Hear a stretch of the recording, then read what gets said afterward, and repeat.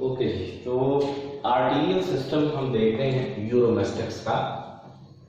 और यूरोमैस्टिक्स का जो हार्ट है ये स्ट्रक्चरली 3 चैम्बर्ड और फंक्शनली या प्रैक्टिकली हम इसको कहते हैं कि ये 4 चैम्बर्ड हार्ट। इसमें 2 ऑरिकल्स और वेंट्रिकल एक ही है जो इनकम्प्लीटली पार्टीशन इसमें वेंट्रिकल है। वेंट्रिकल की कंप्लीट सेगमेंट्स नहीं बनते हैं जिनको हम चैम्बर्स कहें, बल्कि पाउचेस बनती हैं। तो एक राइट वाली जो पाउच है इसको हम कहते हैं कैव पल्मोनियम। यहाँ से एक आर्च निकलती है जिसको हम कहते हैं पल्मोनरी आर्च। ये आगे जाकर 2 हिस्सों में डिवाइड हो जाएगी, राइट पल्मोनरी आर्टरी और लेफ्ट पल्मोनरी आर्टरी। ये राइट लंग को चली जाएगी और ये लेफ्ट लंग को चली जाएगी। ये लंग्स की तरफ ऑक्सीजनेशन के लिए ब्लड जा। अब इसकी जो ये पाउच है जिसको हम कैवम डॉर्सेल कहते हैं, यहाँ से 2 आर्चेस निकलती हैं। 2 आर्चेस निकलती हैं जो दोनों एक दूसरे को क्रॉस करती हैं। ये दोनों सिस्टेमिक आर्चेस कहलाती हैं जो पूरी बॉडी को ब्लड की ऑक्सीजनेटेड ब्लड की सप्लाई देगी। तो ये एक राइट सिस्टेमिक आर्च, ये लेफ्ट सिस्टेमिक आर्च। जो सिस्टेमिक आर्च जैसे इसको हम देखते हैं राइट सिस्टेमिक आर्च है, तो ये कर्व होकर राइट और लेफ्ट दोनों मर्ज हो जाते हैं। लेकिन इससे पहले ये 2 आर्टरीज जो है वो राइट वाली जो है यहाँ से निकलती हैं 2 आर्टरीज। एक आर्टरी को हम कहते हैं इननोमिनेट आर्टरी, ये इननोमिनेट आर्टरी। इननोमिनेट आर्टरी यहाँ से निकलते ही 2 हिस्सों में डिवाइड हो जाती है। एक को हम कहते हैं राइट कैरोटिड आर्टरी और एक को हम कहते हैं लेफ्ट कैरोटिड आर्टरी। 2 ब्रांच आगे जाकर फिर इनकी मजीद 2 ब्रांचेस बन जाती हैं दोनों की। तो ये बन जाती है एक्सटर्नल कैरोटिड और ये बन जाती है इंटरनल कैरोटिड। अच्छा, अब ऐसा ही इधर भी होता है। लेफ्ट कैरोटिड आर्टरी की भी 2 ब्रांचेस हैं, एक एक्सटर्नल और एक इंटरनल कैरोटिड आर्टरी बन जाती है।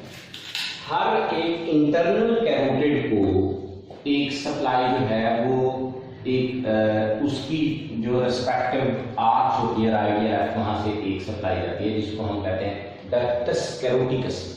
ये डक्टस कैरोटिकस इंटरनल कैरोटिड को सप्लाई देती है। अब ये जाएगी कहाँ? ये जो कैरोटिड आर्टरीज हैं इनमें से एक्सटर्नल कैरोटिड आर्टरी फेस को, जॉस को और ब्रेन को ब्लड की सप्लाई देती है। फेस को, जॉस को और ब्रेन को ब्लड की सप्लाई देगी एक्सटर्नल कैरोटिड। और ये जो इंटरनल कैरोटिड है ये देगी थायराइड को, ट्रेकिया को, शोल्डर को, नेक मसल्स को और लैरिंक्स को और टंग, ये देगी एक्सटर्नल। और इंटरनल वाले जो फेस, जॉस और ब्रेन को देगी। अच्छा, इसके बाद जो इससे पहले ये देखें तो इंटरनल कैरोटिड को यहाँ से भी एक सप्लाई जाएगी जिसको डक्टस कैरोटिकस कहते हैं। जैसा कि इधर है वैसा ही बिल्कुल इधर, राइट और लेफ्ट एक ही जैसे। अब ये राइट सिस्टेमिक आर्च जो है वो लेफ्ट से के साथ मर्ज होने से पहले यहाँ से एक आर्टरी निकलती है जिसको हम कहते हैं सब क्लेवियन आर्टरी। ये सब क्लेवियन आर्टरी जो शोल्डर वाले रीजन को ब्लड की सप्लाई देती है। ये यहाँ से निकलते हैं 2 हिस्सों में डिवाइड हो जाएगी, राइट सब क्लेवियन और लेफ्ट सब क्लेवियन। और दोनों ही आगे जाकर फिर मजीद 3 आर्टरीज में डिवाइड होती है, स्कैपुलर आर्टरी, कोराकोइड आर्टरी और ब्रेकियल आर्टरी। स्कैपुलर और कोराकोइड दोनों ही शोल्डर वाले जॉइंट के स्कैपुला को और कोराकोइड को सप्लाई देने वाली है। और ब्रेकियल जो है ये 4 लिम्ब को जो हैंड इसको ये सप्लाई देने वाली। इसके बाद आगे भी हम लेफ्ट वाली सिस्टेमिक आर्च पे, तो लेफ्ट सिस्टेमिक आर्च मर्ज होने से पहले एक आर्टरी यहाँ से निकलती है जिसको हम कहते हैं फर्स्ट एसोफिगल आर्टरी। फर्स्ट एसोफिगल आर्टरी इसको हम कहते हैं, और ये निकल जाती है तो ये एसोफिगस के एंटीरियर पार्ट को ब्लड की सप्लाई देती है। इसके बाद ये दोनों जो आर्चेस हैं राइट और लेफ्ट, ये दोनों यहाँ आकर मर्ज हो जाती हैं और ये बन जाता है डॉर्सल अयोर्टा। ये बन जाता है डॉर्सल अयोर्टा। आप डॉर्सल अयोर्टा से, क्योंकि ये वर्टिब्रल कॉलम के पैरेलल रन कर रहा होता है, तो ये वर्टिब्रल कॉलम में वर्टिब्री को ब्लड की सप्लाई देता है। तो यहाँ से 15 आर्टरीज निकलती हैं, 15 अयोर्टा से थ्रू द लेंथ 15 आर्टरीज निकलती हैं जो वर्टिब्रली को सप्लाई करती हैं। इनमें से पहली दो जो पेराइटल को हम कहते हैं पेराइटल आर्टरीज, पेराइटल आर्टरीज में से पहली दो 15 है टोटल 15। इनमें से पहली दो थोरेसिक रीजन में, ये जो चेस्ट कैविटी वाला रीजन है, थोरेसिक रीजन में जो जितनी भी आती हैं वर्टिब्रली, थोरेसिक वर्टिब्रली जिनको कहते हैं, उनको ये सप्लाई देती है। और नीचे वाली जो 13 है ये लंबर रीजन की जो सारी वर्टिब्रली हैं उनको सप्लाई देती है। अच्छा, अब ये तो है 15 जो वर्टिब्रल कॉलम को सप्लाई देने वाली। बाकी बॉडी को सप्लाई देने वाली जो है वो देखें तो यहाँ पे अयोर्टा बनने के बाद सेकंड एसोफिगल आर्टरी है जो एसोफिगस के पोस्टीरियर पार्ट को ब्लड की सप्लाई देने वाली। उसके नीचे जो है देखें तो एंटीरियर गैस्ट्रिक आर्टरी, एंटीरियर, अच्छा इनकी हमने पोजीशन होती है वो with respect to parietal arteries हमें याद रखना होती है कि सेकंड एसोफिगल आर्टरी कौन सी parietal artery first second third के सामने से निकलती है। इधर से निकल रही होगी फर्स्ट पेराइटल आर्टरी जो थोरेसिक वाली, उसके बिल्कुल सामने से सेकंड एसोफिगल। तो हमें इसकी पोजीशन यूं याद रखना होती है कि सेकंड एसोफिगल आर्टरी किस पेराइटल आर्टरी, नंबर याद रखें फर्स्ट सेकंड थर्ड, तो किस पेराइटल आर्टरी के सामने से मर्ज हो रही है। अच्छा, इसके बाद आती है एंटीरियर गैस्ट्रिक आर्टरी मीडियस, ये मीडियस गैस्ट्रिक आर्टरी और पोस्टीरियर गैस्ट्रिक आर्टरी, ये तीन जो है ये स्टमक के डिफरेंट पार्ट्स को ब्लड की सप्लाई देते हैं। स्टमक का एंटीरियर पार्ट, स्टमक का पोस्टीरियर पार्ट और स्टमक का मीडियन पार्ट जो है, इनको ये सब तीनों आर्टरी जो है वो सप्लाई देते हैं। इसके बाद आती है सीलिक आर्टरी, सीली जो सीरोम से निकला है, तो ये यहाँ से निकलती है और इसकी भी आगे पे डिफरेंट ब्रांचेस हैं जो डिफरेंट पार्ट्स ऑफ बॉडी को सप्लाई दें, सीरोमिक रीजन में देंगे। अच्छा, इसके बाद ये वाली जो आर्टरी आपको नजर आ रही है नीचे की तरफ आती हुई, ये आर्टरी है पोस्टीरियर मेसेंट्रिक, पोस्टीरियर मेसेंट्रिक इसको हम कहते हैं। इसके ऊपर ये एंटीरियर मेसेंट्रिक, एंटीरियर मेसेंट्रिक, और ये है पोस्टीरियर मेसेंट्रिक, यानी ये डाइजेस्टिव ट्रैक्ट के एंटीरियर और पोस्टीरियर पार्ट को सप्लाई देने वाली। ये जो पोस्टीरियर वाली है ये सीकल रीजन को यानी लार्ज इंटेस्टाइन को सप्लाई देने वाली है, तो ये सीकल रीजन को और कॉलिक रीजन को दोनों को ये सप्लाई देंगे। आगे बहुत सारी इसकी ब्रांचेस दिख रहे हैं।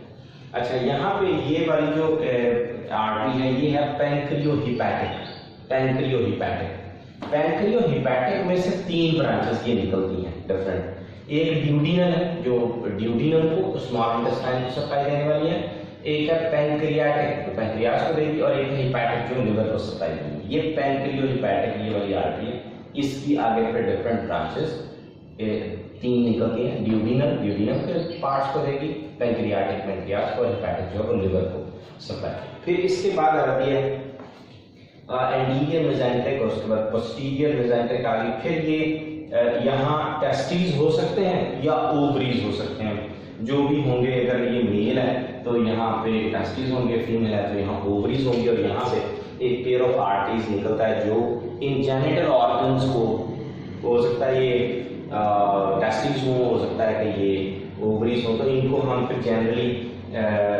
जेनिटल आर्टरीज ही कहते हैं जो सेक्स ऑर्गन्स को सप्लाई देते हैं। इसके बाद आ जाते हैं रेक्टल, डाइजेस्टिव ट्रैक्ट का जो आखिरी पार्ट है, लार्ज इंटेस्टाइन का लास्ट पार्ट, उसके डिफरेंट पार्ट्स को सप्लाई देने वाली रेक्टल आर्टरी। फिर क्लोएका, रेक्टम के भी बाद जो है जो ओपनिंग है वहाँ पे आखिरी पार्ट को सप्लाई देने वाली, उसको हम कहते हैं क्लोएकल आर्टरीज की भी डिफरेंट ब्रांचेस हो जाते हैं। फिर आगे जाकर यही डॉर्सल एओर्टा में से दो मेजर आर्टरीज निकलती हैं, इन दोनों को हम कहते हैं इलियक आर्टरीज। अच्छा, ये जाती है लेग्स के, हाँ, जो जिनको हम कहते हैं हाइंड लिम्ब्स इनको कहते हैं, तो ये लेग वाले एरियाज को, तो ये राइट और लेफ्ट हाइंड लिम्ब्स को सप्लाई देने वाली, इनको इसको हम कहते हैं राइट इलियक आर्टरी, इसको कहेंगे left iliac artery. Right iliac artery और लेफ्ट इलियक आर्टरी भी आगे जाकर मजीद ब्रांचेस में डिवाइड हो जाती है। आगे दो मेजर ब्रांचेस बनती हैं, एक हम कहते हैं इंटरनल इलियक आर्टरी, इसको हम कहते हैं external iliac artery. Hypogastric artery digestive tract के आखिरी पार्ट को सप्लाई देने वाली, और पैल्विक रीजन जो है इसको ये सप्लाई देने वाली है। ये सारी ब्रांचेस इलियक आर्टरी से निकलती है, इलियक से। राइट और लेफ्ट से, एक पैनरिक, हाइपोगैस्ट्रिक और एक्सटर्नल इलियक और इंटरनल इलियक, जो लेग के डिफरेंट पार्ट्स को सप्लाई देना है। इसके बाद काफी सारी जो आर्टरीज हैं यहाँ से निकलती हैं, जो जिनको हम कहते हैं रीनल आर्टरीज। रीनल आर्टरी, तो रीनल आर्टरी जो है ये इनका जो एक्सक्रीटरी सिस्टम है किडनीज को ये सप्लाई देने वाली है, और आखिरकार ये नैरो डाउन होकर कॉर्डल आर्टरी बनती है जो टेल के आखिरी हिस्से को ब्लड की सप्लाई देने वाली है।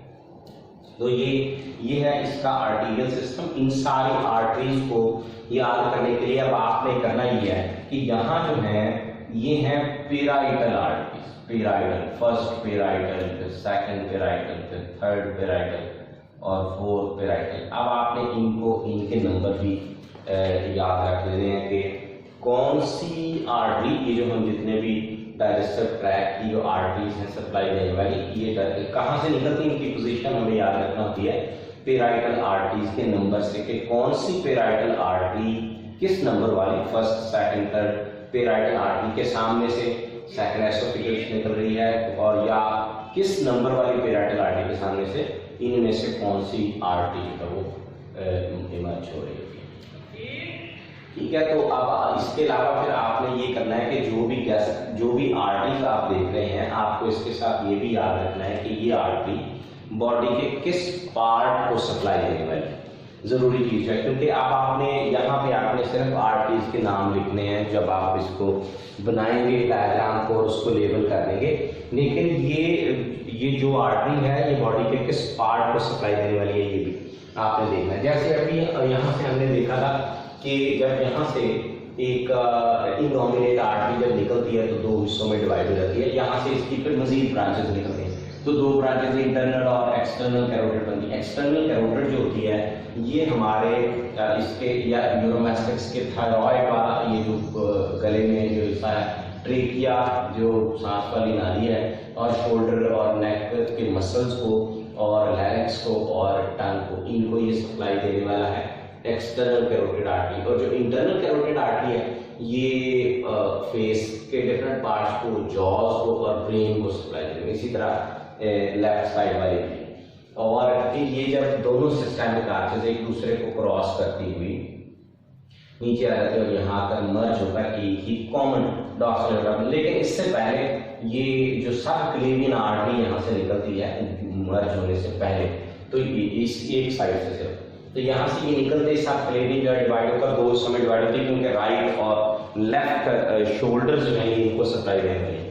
तो राइट यहाँ पे देखें सिर्फ राइट को शो किया, ऐसा ही लेफ्ट भी है। तो यहाँ पे देखें तो स्कैपुलर रीजन है जो शोल्डर वाला जॉइंट है पूरा क्वाइड है, इसको सप्लाई देने वाली, और ब्रेकियल जो है वो ये फोरलिम्ब को सप्लाई देने वाली है। तो ये इसी तरह लेफ्ट वाला भी ऐसा ही होगा, यानी इसकी भी इतनी ब्रांचेस होती है। अच्छा, और इसको देखें तो यहाँ से जो निकल रही है ये है एसोफिगल आर्टरी। एसोफिगल जो है ये एसोफिगस पे, इसको फर्स्ट एसोफिगल कहते हैं क्योंकि ये एंटीरियर पार्ट ऑफ एसोफिगस को ब्लड की सप्लाई देगा। लेकिन जब ये मर्ज कर जाती है तो आप इसको हम कहेंगे, इनको हम कहते हैं सिस्टेमिक आर्चेस, इसको हमने कहा राइट सिस्टेमिक आर्च, इसको लेफ्ट सिस्टेमिक आर्च। लेकिन जब ये दोनों मर्ज हो जाएंगे तो ये बन जाएगा डॉर्सल अयोर्टा। डॉर्सल अयोर्टा में जो सबसे पहली आर्टरी निकलती है वो एसोफिगस के पोस्टीरियर पार्ट को ब्लड की सप्लाई, एंटीरियर को देने वाली है, पोस्टीरियर को देने वाली है। एंटीरियर गैस्ट्रिक और पोस्टीरियर गैस्ट्रिक और मीडियस गैस्ट्रिक ये तीनों स्टमक के डिफरेंट पार्ट्स को सप्लाई देने वाली है। यानी anterior gastric anterior part of the stomach को सप्लाई देगी, पोस्टीरियर को देगी, मीडियस जो है वो मीडियम पार्ट को देगी। इसके बाद इसी तरह सीलिएक आर्टरी है जो एब्डोमिनल कैविटी के अंदर जो सप्लाई देने वाली है। फिर पैंक्रियो हिपैटिक है जिसकी आगे फिर मजीद ब्रांचेस बनती हैं कई, जैसे ड्यूडिनल है, ड्यूडिनम को स्मॉल इंटेस्टाइन के पार्ट को, पैंक्रियास को, और हिपैटिक जो है वो लिवर को सप्लाई देने वाली है। इसी तरह ये है एंटीरियर मेसेंट्रिक आर्टरी, एंटीरियर जो anterior part of digestive tract को सप्लाई देने वाली है। और इसके अलावा ये पोस्टीरियर मेसेंट्रिक है, इसकी आगे फिर कई ब्रांचेस बन जाती हैं, जैसे सीकल और कोलिक हैं, लार्ज इंटेस्टाइन का जो पार्ट्स हैं, और लार्ज इंटेस्टाइन का कैकम और कोलोन इन डिफरेंट पार्ट्स को सप्लाई देते हैं। फिर इसके बाद आ जाती है रेक्टम। लार्ज इंटेस्टाइन के ये जितने तीनों पार्ट इसमें आ गए, कैटम को सप्लाई देने वाली सीकल आर्टरी है, कोलोन को सप्लाई देने वाली कोलिक है, और आखिरी पार्ट जो लार्ज इंटेस्टाइन का बचा था वो रेक्टम है। तो रेक्टम को ये रेक्टल आर्टरी जो है सप्लाई देगी आगे समझे इसकी मुझे। उसके बाद रेक्टम के बाद जो है वो आ जाता है क्लोएका रेप्टाइल्स में, क्लोएका इसकी बजाय। तो क्लोएका ऐसी ओपनिंग होती है जो सारी जितनी भी ओपनिंग्स हैं, जैसे एक्सक्रीटरी सिस्टम की भी ओपनिंग और जेनिटल ओपनिंग भी और डाइजेस्टिव ट्रैक्ट की ओपनिंग, इन सब को ज्वाइन करके एक ही ओपनिंग के जरिए से बाहर की तरफ भेजा जाता है। तो इस तरह की ओपनिंग क्लोएकल अपर्चर कहलाती है। उससे पहले एक कैविटी होती है पाउच जैसी, जिसको क्लोएका कहते हैं। तो इस रीजन को सप्लाई देने वाला क्लोएकल आर्टरी। उसके बाद ये अयोटा में से दो फिर मेजर ब्रांचेस निकलती हैं जिनको हम कहते हैं इलियक आर्टरीज। इलियक आर्टरी जो है वो हाइंड लिम्स को यानी लेग्स को ये सप्लाई देने वाली होती हैं। ये आगे जाकर फिर मजीद दोनों तरफ मजीद ब्रांचेस में डिवाइड होती हैं। तो इनमें से आप देखें इंटरनल इलियक और external iliac different parts of legs को सप्लाई देने वाली, और पैरेलल रीजन को सप्लाई देने वाली इंटीरियर पार्ट्स ऑफ लेग्स जो है जॉइंट वाला, हाइपोगैस्ट्रिक जो है वो posterior part of digestive tract को सप्लाई देने वाली। इसके बाद आ जाती हैं रीनल आर्टरी। कई हैं पेयर्स में, और ये किडनीज को सप्लाई देगी ब्लड की, और आगे जाकर फिर यही डॉर्सल एओर्टा नैरो डाउन होकर कॉर्डल आर्टरी बनाता है जो डिफरेंट पार्ट्स ऑफ टेल को सप्लाई देने वाली।